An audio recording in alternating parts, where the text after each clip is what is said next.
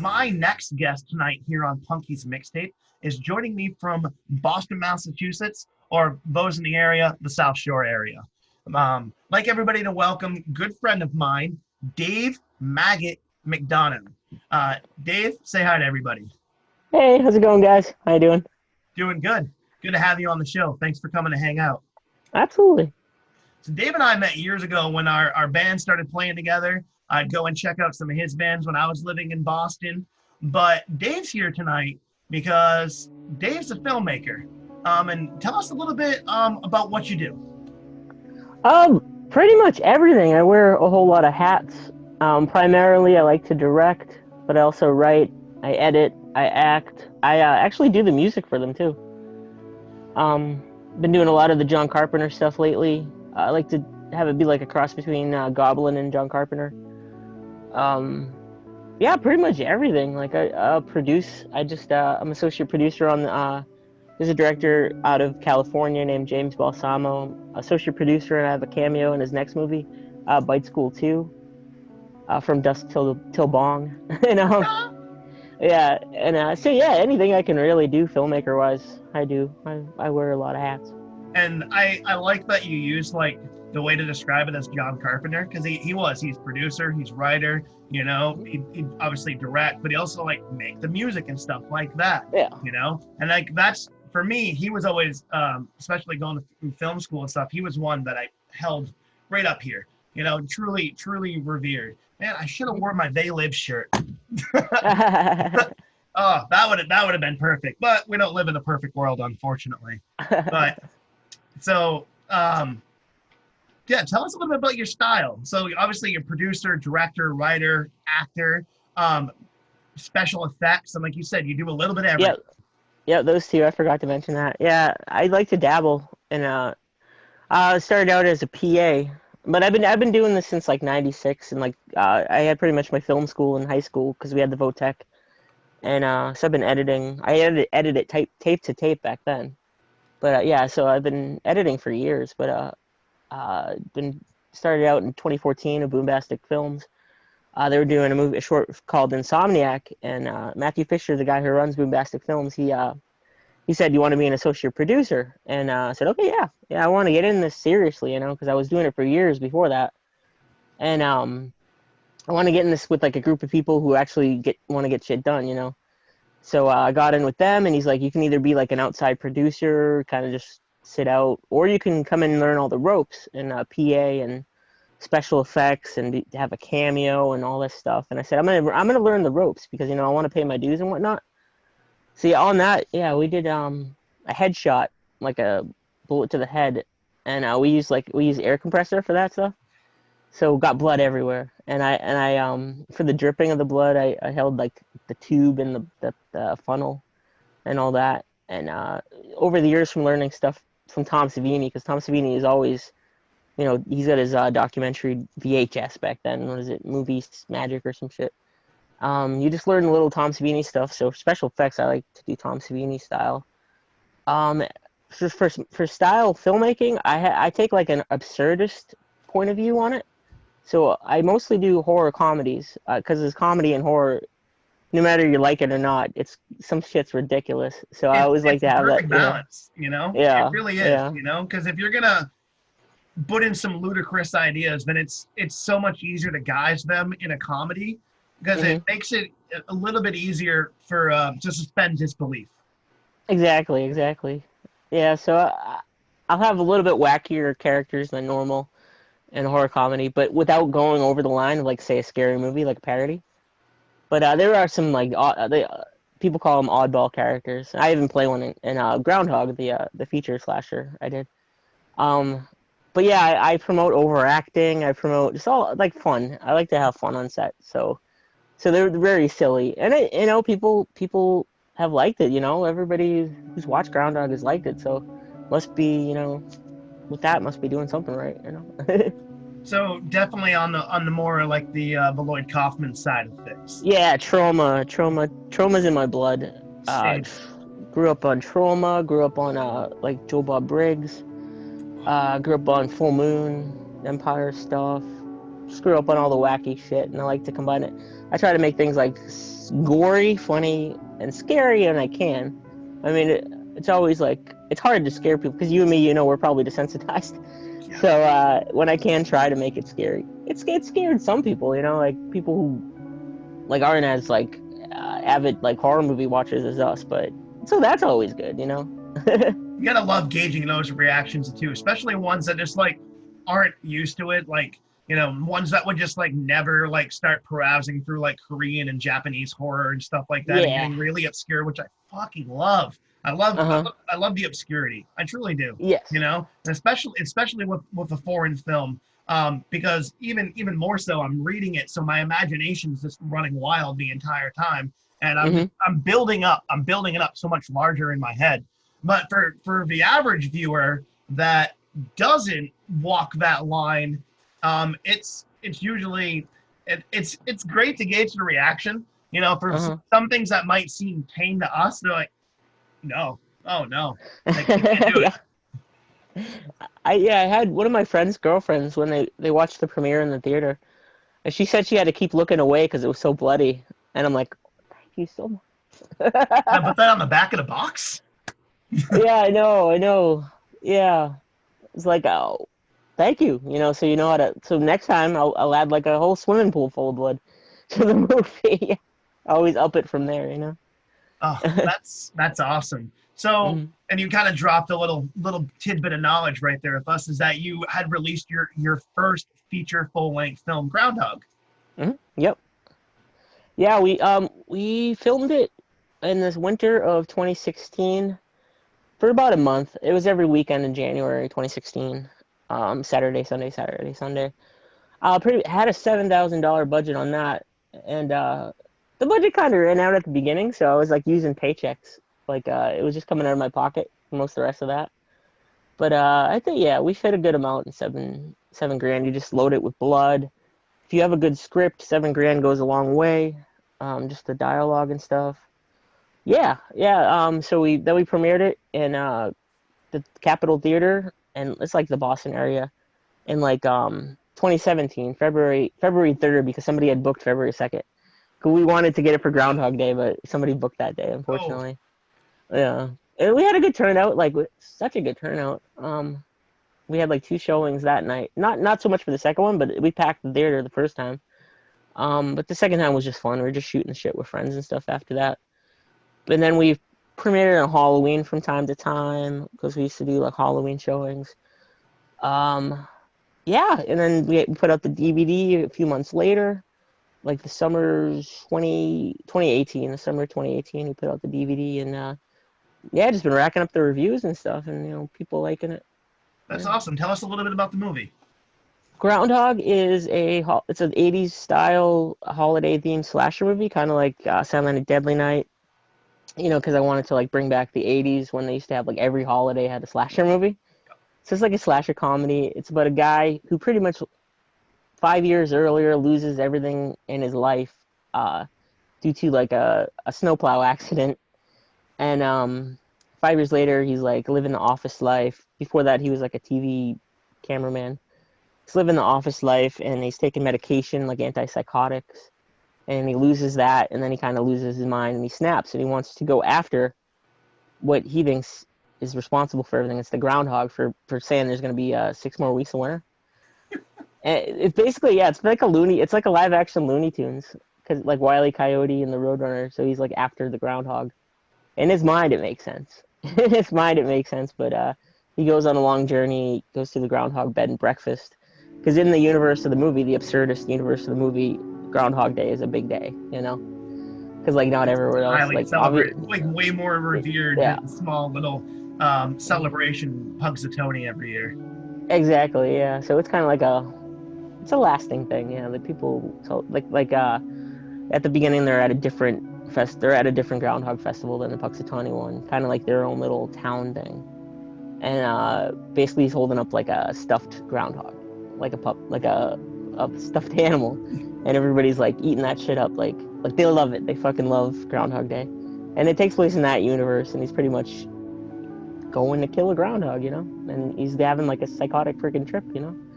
and cutting people in half. Just stuff you'll regret in the morning, you know, splattering blood everywhere. Sounds like an absolute ton of fun. Hmm. And Thank actually, you. we're gonna check out a trailer for everybody to be able to see on the show. So Thank you. we'll sit tight. We'll check out the trailer for Groundhog Day. Groundhog! Groundhog! Groundhog! Groundhog! Groundhog! Groundhog!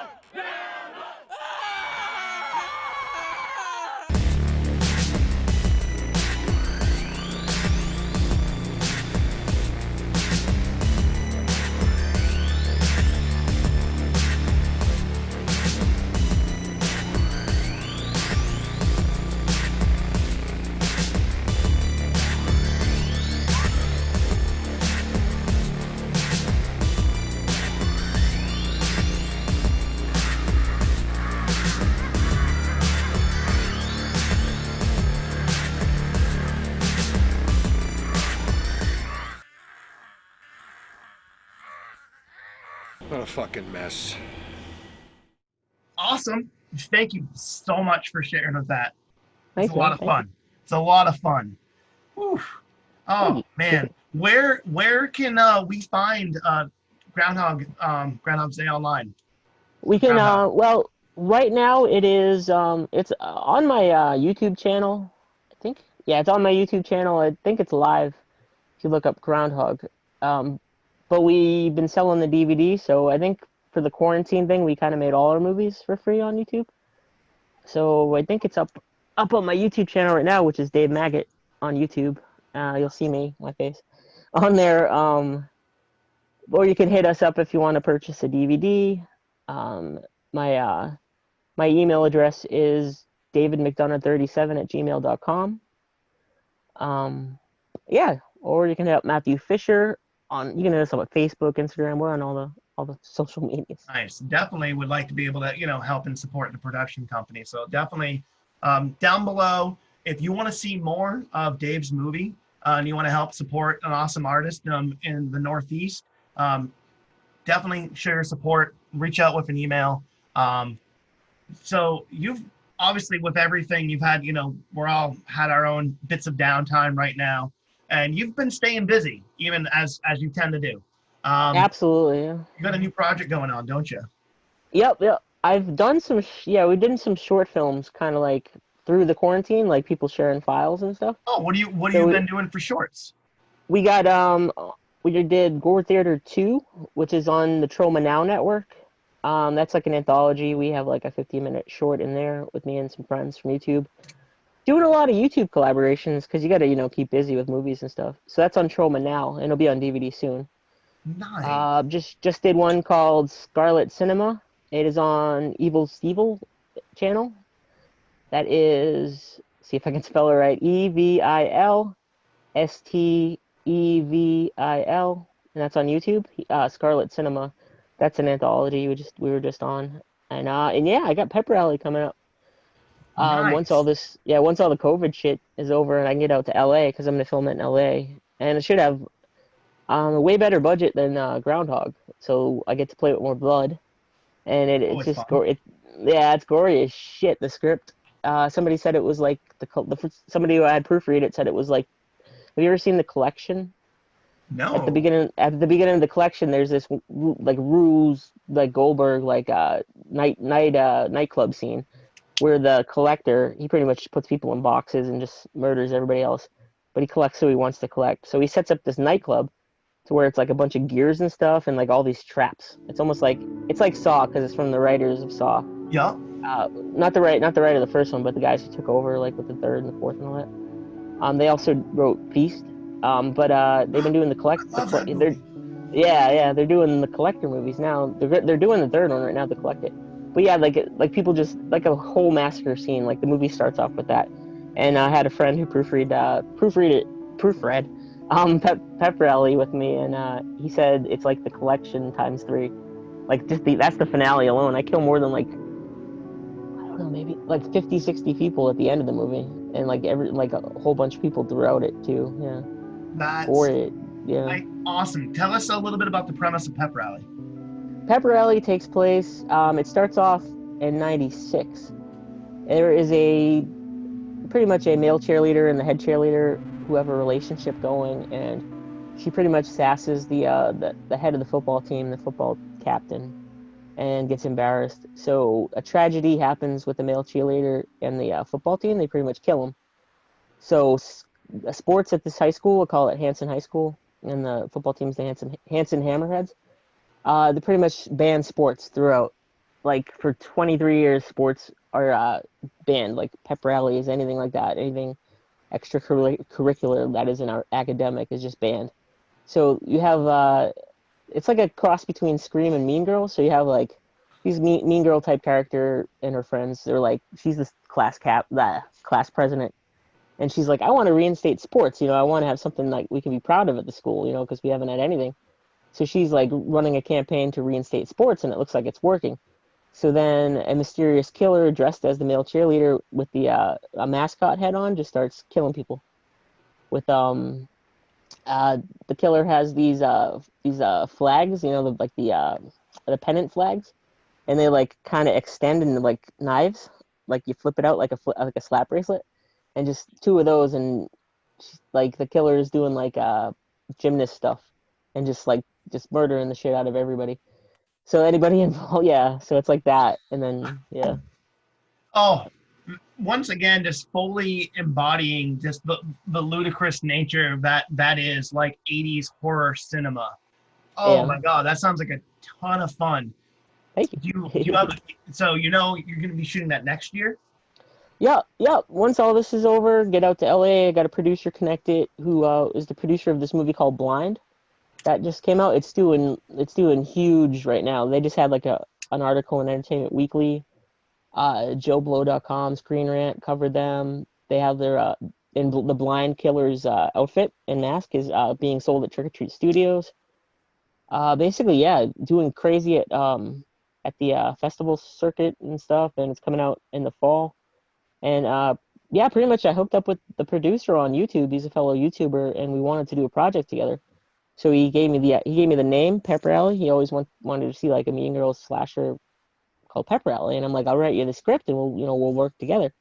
So we've just pretty much been moving and shaking for the last like 2 years. Got like a first draft of a script out, and I'm just out working on my notes. Gonna get taking my time. I'm getting a poster made right now, but taking the whole quarantine time because we got time. Till everything opens up. So yeah, once everything opens up, gonna get the budget together, get out to LA and just work on it. That sounds like a ton of fun. And let me know if you need one of 50 people to die in that last scene, because it would be a fucking honor.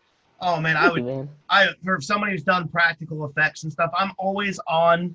I'm behind the scenes. I'm not the one that actually gets to die and get to do that fun stuff.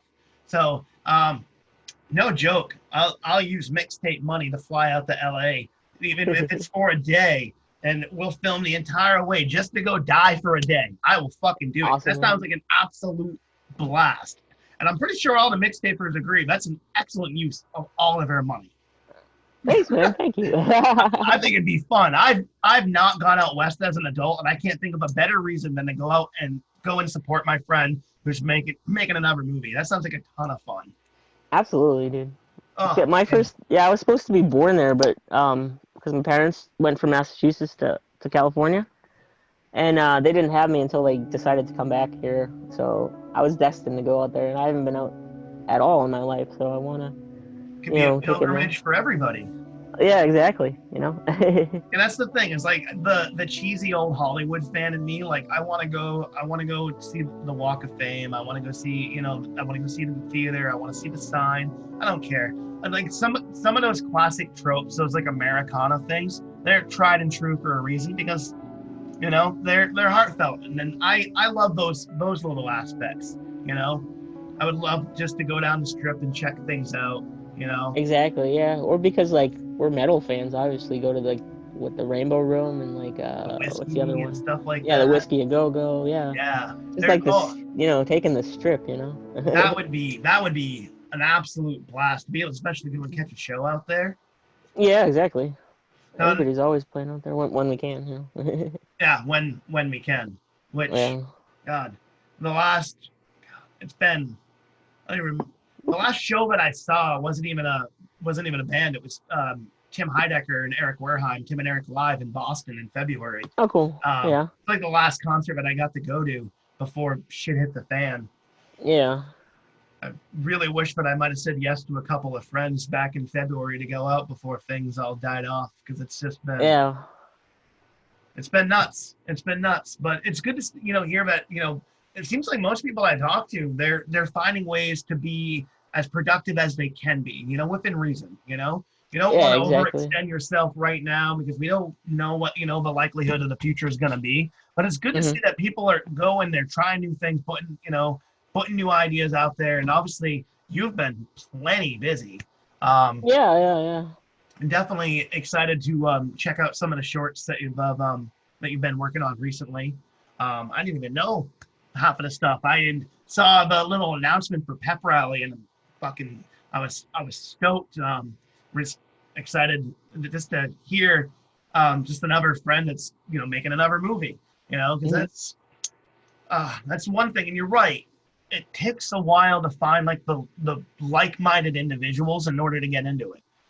Exactly, yeah. And once you find them, you just gotta jump on it, and hold them tight. Like you said, you were given an opportunity. You could have been an outsider, or come in, learn the ropes, get your hands dirty, literally, and learn about the trade. And that's something that I don't think gets enough appreciation, is practical effects. Everyone's like, oh, the CG in that movie was amazing. And I'm like, all right. Which is cool. I mean, CG is wonderful. Don't get me wrong. I love my Marvel movies with all my heart. But there's something to be said on the classic, especially the Tom Savini side. From his early start, from working with Romero on, and just everything that he's done. It's an absolute. It's beyond just an art form. There's a science, to it. What drove you? What was kind of that thing that's like, dude, I want to learn about this? What was that moment for you, even growing up, where you're like, I need to know about this? Well, it was oh man, I've wanted to do the same path. Like, I'm fortunate enough to have known what I wanted to do my entire life.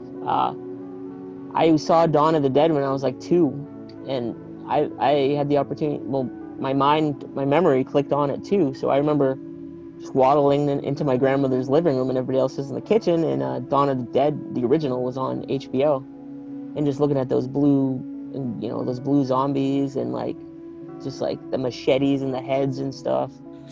Yeah. The biker raid, man. The biker raid, when shit hits the fan at the end of the mall. And you're right, not Zach's remake, the original Romero, the classic. Oh, and like. You're right, because Romero was a huge breaking point for me as a kid too. And that's one of the things that I first like sensationalized over and fanboyed over, was like zombie films, hands down. I got like all the Romeros on my arm. Oh, yeah. From the classic Night. Is that Bub? Yeah. Oh, Bub. Oh, man. Yeah, I got. Yep. Oh man, that salute. Fuck you, Captain Rhodes. Oh. Choke on him. That's one of my favorite deaths. And that's we can talk about that shot too, because that the false floor, or the false pull apart, in order to do that, and especially keep that within shot and make it look as gory as it is, that's always been one of my favorite effects. It's when done right, when you build the false floor and get them in there, and you get your body in there and do the pull away, I mean, it makes for like one of the best shots, I think, in horror history, is the full body tear in half. Because it's not easy. You can rip a limb off, you can cut an arm off, even decapitations, but the severing the torso. Sorry, mixtapers, for squeamish out there, but that Rhodes pull and tear, that imagery will never ever shake from my head. if I get a choice on how I die in your movie, I want to be ripped in half. Cause Yeah. oh my god, that would be a dream. Just I'd be giggling like fucking like horror movie Christmas, just sitting there waiting for it. Oh It's still, man, yeah, those effects still freaking, they hold up, man, they absolutely do. Like, You know, yeah. and to do them like you do everything. My thought is like the Henson Romero aspect. Do everything you can in front of the camera. Yep. Everything. Don't let physical limitations stop you, because the necessity is the mother of all invention. We would not have the Dark Crystal if it wasn't for them constantly pushing the envelope of what people were capable of. Just because you might not know it directly in the moment doesn't mean that it's not capable. Exactly. Just got to get the right minds on it, and it is. It's a little bit of movie magic. It's a bit of an illusion. It's forced perspective. It's art. It's engineering. Yep. All of the above. That brings me to another one of my loves, Muppets. Same. Every one of my movies, I got a puppet in Groundhog. I want to have a puppet in every movie I make. I have Ura, the leader of the Mystics, on my shoulder. Oh, cool. And I was before Age of Resistance came out, I was gonna get the Chancellor, but the Chancellor's a bitch. Oh yeah. Straight up, Chancellor's a bitch. It's all the hunter now. That's gonna be my other cap on my shoulder.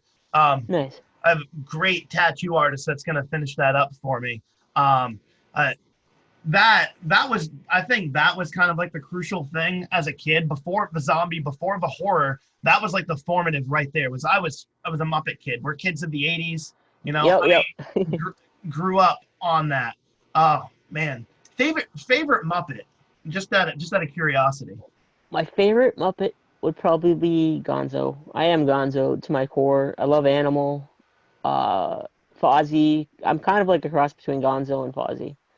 Like with the stupid jokes and like and the weird just a professional weirdo Gonzo type character, Oh, I can absolutely that. Yeah. I know.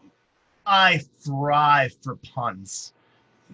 Some call them the lowest form of communication. I think they're one of the greatest compliments to a conversation when done right. Oh, yep. I love a good pun, and honestly, it's Fozzie. Fozzie set me on the way to that. Yep, exactly. I've always been fond of some of like the background Muppets too. Yeah. I always get it wrong, and it's Cuddles instead of big, giant, or is it what is his name? Is it? I can't remember either, but yeah, I like when he shows up. Me too, because he was always the one that would like break the fourth wall in the movies and stuff like that. Yeah, The Muppets were meta comedy. They were ages ahead before some of the things that people realize now. And then I was very fond of the Jason Segel Muppet movie too. I thought that was good. That was really good. Yeah, I saw that in theaters. I love that one. The dual Kermit one that came after, that was all right. But that one really like embodied the full spirit of everything about it, like the zeitgeist of being a Muppet fan and watching the Muppet Show growing up, and literally they made an entire story about it and that longing of wanting to connect with it. I remember feeling that very way as a kid, and I'm like, why can't I'm cheesy as hell, why can't I go to Sesame Street? Why can't I be with the Muppets, in this fantasy world? And then you realize you can. You just have to fabricate it. You have to make it yourself and realize that behind that camera, there's an entire world happening. And then that type of engineering and then art has always, it's been a passion, something that I always wanted to get more in, but it's definitely, it's not a cheap hobby to try to get into. No. Not at all. But yeah, definitely. You want to be on Sesame Street, or you want to be hanging out with the Muppets, and then that evolves into, like for me, it was too when I found Basket Case 2, that family with all the special effects on them and stuff. Like I wanted to be part of that family. I even told the director, I'm like, growing up, I wanted to be in that freak family, like almost by way of like joining a circus sideshow or something like that. Just like embracing the weird side. And the Muppets pretty much created that passion. Then it moved on to like special effects and all that, and Hannah Lauder movies, like all that type of stuff. It was just an evolution over time, you know. The And Muppets are a gateway to horror. and the Muppets, especially for those like us, like the Muppets were like a segue, like absolutely into horror because then you get like the Feebles. You know? Yep. And I that love the was people. the thing is when I remember because I was that kid going through like the horror section at the local video store, and then you go through the big titles. You know, obviously when you're young, you're for Friday the 13th, your Nightmare on Elm Street, and then your Scream. You know, but then you're like, all right, I already watched all that shit. You know, what is what's Jack Frost? And I'm not talking about the Michael Keaton Jack Frost. Yeah. You know, like that movie. You know, just classic fun 80s horror, like Sleepaway Camp. You know. Yep. Mm-hmm. And it's good to know that spirit, that kind of that embodiment of, you know, the trauma, the John Carpenter, the Savini, it's alive and well in a lot of new filmmakers, you know. Absolutely, yeah. And like, yeah. I've been noticing even in music, and there's this in the right ways this resurgence of nostalgia right now. Mhm. You know, other people they're milking it for all it's worth in some other franchises, and won't name names, but they're doing it for the wrong reasons. Other ones, they're really hitting the marks just right, you know, and it's not saying like a remake or something, but they're just kind of bringing in the embodiment, the spirit of what those, you know, that movement, that, you know, that music, that film, what it kind of represented, a time and place, you know. Yeah, the homage, like just love letters to all that. That's what Absolutely. Groundhog is. Groundhog, so many homages. And It's I like think, you could do like a drinking game on the homages. oh man, do you have like a drinking game for Groundhog? I'm thinking about putting one on the Blu-ray. There's not one on the DVD right now, but How many times does the Groundhog show up? he shows up like 3 times. Yeah. Oh, okay. And so And it's then not the it's not killer. like a Jack Frost situation, like Count the Snowmen in the background type of deal. No, like it depends on. Some people call the killer the Groundhog Killer because he has because the Groundhog Day is so popular in Groundhog that they have like a suit a groundhog suit that they wear at the Groundhog bed and breakfast, and the killer gets it, so he's walking around pretty much looking like a groundhog mixed with a samurai. Phenomenal. That's Yeah. phenomenal. Definitely gonna have to keep us posted on any updates with Pep Rally. Mhm. Oh man, this has been a lot of fun. I'm really glad you can come and hang out and just give us a little fill in here. Absolutely, man. Absolutely. Anything you wanna plug or say before we part ways? Everybody just check out Boombastic Films on Boombastic Media on YouTube. I'm Dave Maggot on YouTube. We're also on Instagram, Facebook, the Twitters. We're on everything, you know, like, yeah, just, you know, yeah. Perfect. And like you were saying earlier, if you want to show your support to Dave and get a copy of Groundhog, you can go to Dave McDonough. Is it 37? David McDonough 37 at McDonough? gmail.com. Yeah. At Gmail. .com. 37 in a row. Yep. My Yeah. girlfriend said 37 dicks in a row. You don't have to suck any dick on your way through the parking lot. Yes. Oh, man. Thank you so much. What better way to part ways than on a classic Clerks quote? Yep. Yeah. My guest tonight has been Dave Maggot, filmmaker, director, special effects, musician, the man of so many hats. Thanks for hanging out tonight, Dave. This has been awesome. Thanks for having me, man. Thanks for having me. Awesome. We'll talk soon. Okay, talk to you, man.